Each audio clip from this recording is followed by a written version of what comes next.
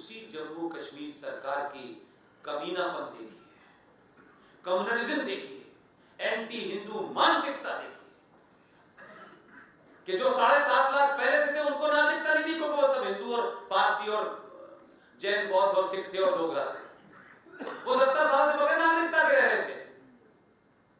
लेकिन 98,000 450-500 किलोमीटर से चल के बर्मा से आने वाला रोहिंग्या मुसलमान जम्मू में 98,000 बस गया, उसके पास आधार भी है, बिजली का बिल भी है, राशन कार्ड भी, उसे नागरिकता दे दी क्योंकि वो मुसलमान था। वो पीडीपी का आदमी और वो नेशनल कॉन्फ्रेंस जो इसमें शामिल थी, ये मैंने आपको उनकी पीछे की स्थिति बताई है। 2020 में सिटीजन अमेंडमेंट एक्ट पे जब बहस चल रही थी तो जिन लोगों को उनका इतिहास नहीं पता था वो परेशान हैं, जिन्हें इतिहास पता है इसलिए परेशान नहीं हुए। मैं 1% भी परेशान नहीं हूं। मुस्लिम लीग का लीडर बशीर अहमद खान सीएए के ऊपर नागरिकता पे बोलते हुए क्या कहता है, ये गांधी का देश है, ये भारत के संविधान, भारत के आईन की खिलाफवर्जी हो रही है। आप जब दुनिया के 3 देशों से हिंदुओं को, डोगरों को, सिख को, बौद्ध को, सबको बुला रहे हैं तो फिर मुसलमान को क्यों नहीं बुला रहे? मुस्लिम लीग का चरित्र 1947 में देश तोड़कर पाकिस्तान बनाया, यहां के मुसलमानों से कहा पाकिस्तान जाना है, और 2019 में कह रही है कि पाकिस्तान से मुसलमान को क्यों नहीं बुला रहे? अब आप पूछिए कि जिन मुसलमानों ने पाकिस्तान में हिंदू लड़कियों के साथ में, सिखों के साथ में, पारसी के साथ में रेप और बलात्कार और मर्डर किया हो, वो भाग के यहां आए हो, आपसे शर्म मांग रहे हो। ये जो हिंदुस्तान के मुसलमान शाहीन बाग के बाहर बैठे हुए हैं, ये कह रहे नहीं उस रेपिस्ट को भी बुलाओ, यहां भी वो रेप करेगा। फिर आप 47 में मुल्क बना करके एक टुकड़ा पूरा अलग ले जाते हैं, देश में 21 लाख लोगों की लाशों के ऊपर देश बनता है, और 70 साल के बाद आपके टैक्स से, मेरे पैसे से इस देश ने 70 सालों में वो इज्जत प्राप्त की है कि दुनिया के लोग आज आपसे आंख मिला के बात करते हैं। इस 70 सालों में आपने अपने पुरुषार्थ को खपा दिया है, बड़ी बड़ी इंडस्ट्री लगा करके इस देश को किसी मुकाम पे पहुंचाया है। यही मुस्लिम लीग, यही पीडीपी, यही एमआईएम, यही नेशनल कॉन्फ्रेंस दोबारा से हिंदुस्तान को फिर पाकिस्तान बनाना चाहते हैं। आप अपने देश में हमारे पैसे से पल रहे हैं, हमारा ही देश, हमारा ही राज, हमें नागरिकता तो आपने नहीं दी, लेकिन भारत से कह रहे नहीं तुम पाकिस्तान के लोगों को नागरिकता दो। ऐसा पाखंड नहीं होता है। ये बेहद, ये बेशर्मी इसलिए होती है कि समाज चुप रहता है, पूछता नहीं है कि पीडीपी के नेता तुम्हारी औकात कैसे हुई भारत की पार्लियामेंट में ये खड़े होकर कहने की कि भारत के लोगों को तुम कह रहे हो कि भारत के मुसलमानों को नागरिकता दी जाए, पाकिस्तानियों को नागरिकता दी जाए। तुमने तो भारत के अंदर भारतीयों को नागरिकता नहीं दी। तुम्हारे पास एक ताकत थी। यही एमआईएम ने किया, यही मुस्लिम लीग ने किया, यही नेशनल कॉन्फ्रेंस ने किया। समस्या ये नहीं है, समस्या शुरू हुई है 370 से। 70 सालों में जब भी 370 की बात होगी कोई भूलेगा नहीं। जैसे ही शाह बानो का केस सुप्रीम कोर्ट देगा ऑर्डर, तो सुप्रीम कोर्ट के उस ऑर्डर को दबाव और भीड़ तंत्र के दबाव में आप 412 सीटों से जीती हुई राजीव गांधी की सरकार को इतना डराते हैं कि सुप्रीम कोर्ट का ऑर्डर पलट जाता है, क्योंकि जिहादी नहीं चाहते कि उनके पर्सनल कानून के अंदर भारत सरकार या भारत की कोर्ट में कोई किसी किस्म का इंटरफेरेंस करे। उनको डर है कि इसने बिना डरे, बिना इफ्तार दिए, बिना टोपी पहने, जो उसके खिलाफ है सबको टोपी पहने।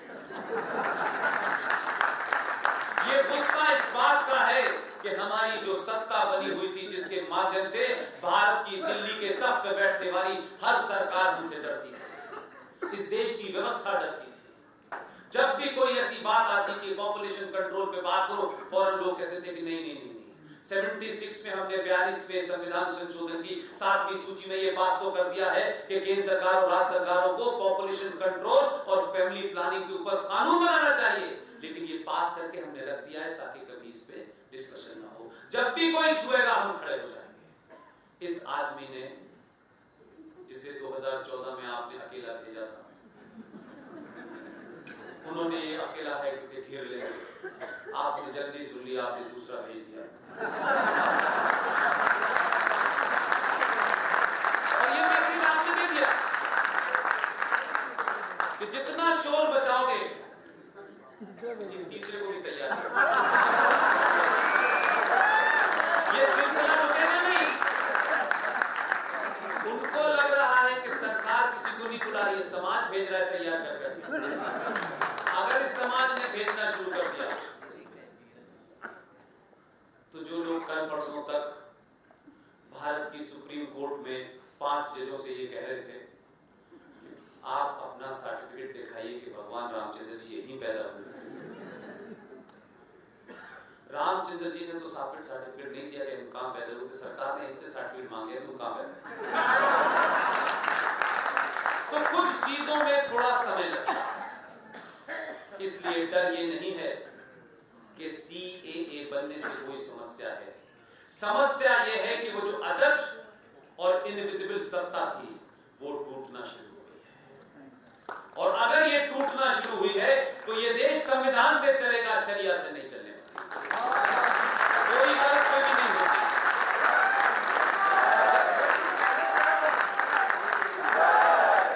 सेकुलर भारत के अंदर संविधान जैसा भी है चलेगा वैसा ही, लिहाजा कल ही परसों बयान आया है, कुछ लोगों ने बड़ा ज्ञान दिया।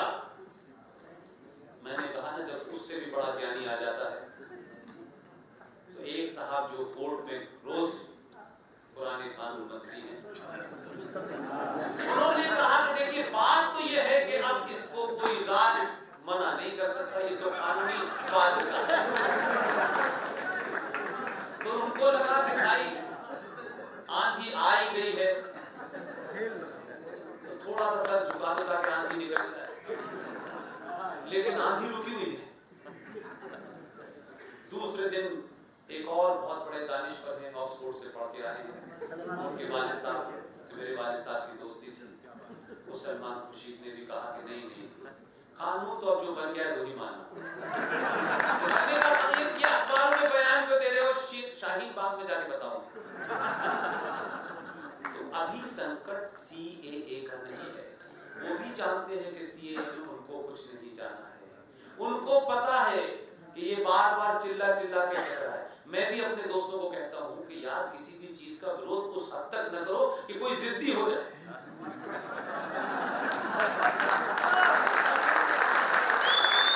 तुम खालिका कुछ लोगों को जिद्दी बना रहे हो,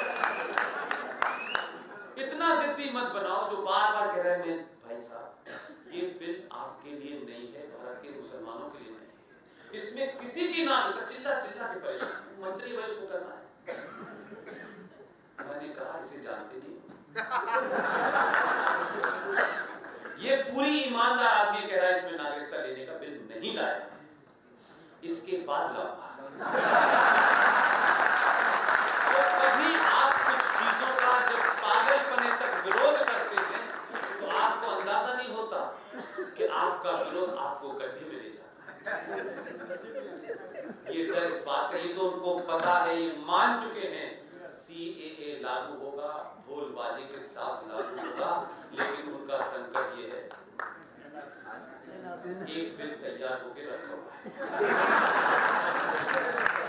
इस देश में कन्वर्जन का जो बिजनेस चल रहा है वो बिल आने वाला है।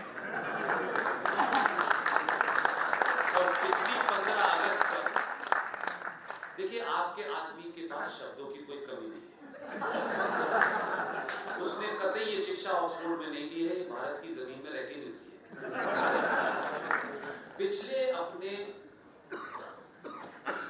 15 अगस्त के भाषण में उसने बड़ी अच्छी बात की और उसमें आप लोगों की बड़ी तारीफ की, जो यहाँ 27% भारत सरकार को देते हैं।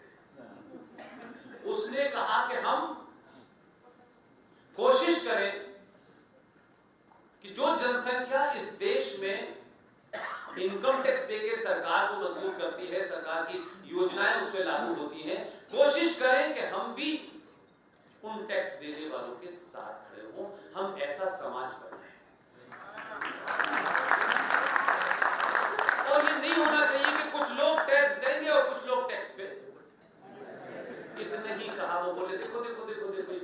पोल्यूशन कंट्रोल पे बिल लाने मैंने कहा कि जितने तेज तुम हो उतने वो भी तेज हो। ये बिल आने वाले हैं। दर्द ये नहीं है कि 370 हटी है, दर्द ये है कि हमने 70 साल में जो कि नाजायज सत्ता हमने स्थापित